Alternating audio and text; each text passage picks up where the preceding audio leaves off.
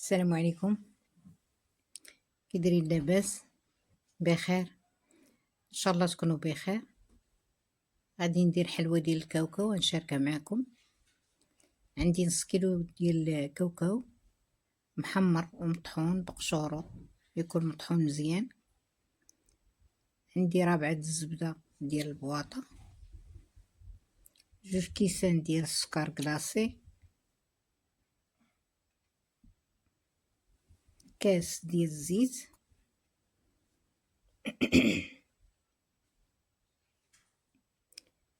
شويه ديال القرفه ونص خماره. الدقيق كيبقى على حسب الخليط.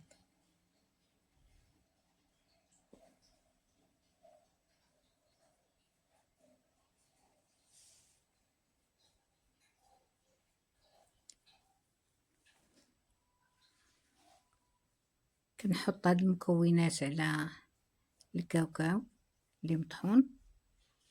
حطيت عليه السكر والقرفه، خميره،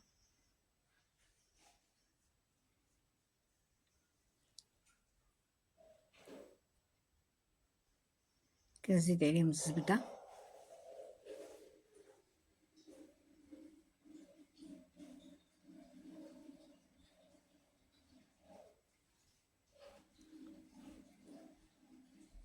وكندعك هاد المقادير مزيان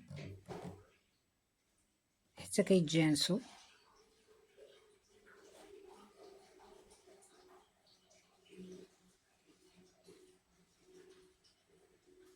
من بعد كنزيد الزيت شويه بشويه،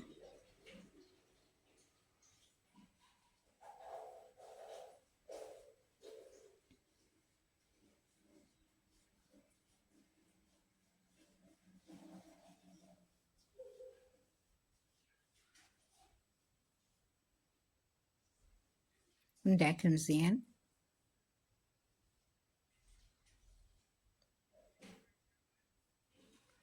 هاد الحلوه كتجي لذيذه وخفيفه ساهله، ما فيهاش مقادير بزاف،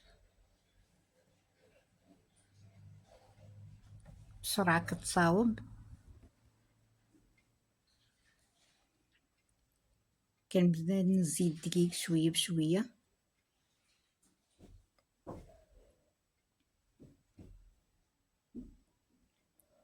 حتى كنجمع العجين وتنكورها كريات صغار. كنحطهم في لاطه اللي انا دهناها بالزيت ورشاها بالدقيق، ومن بعد كندخلها الفران.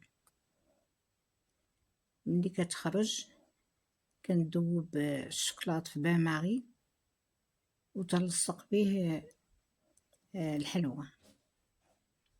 كنلصق هاد الكريات، كيجي الشكل ديالهم بحال هكا.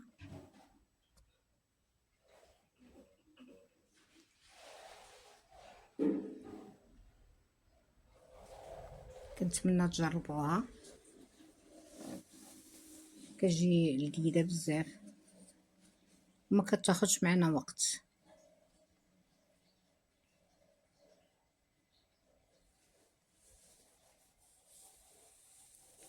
الصحه والراحه.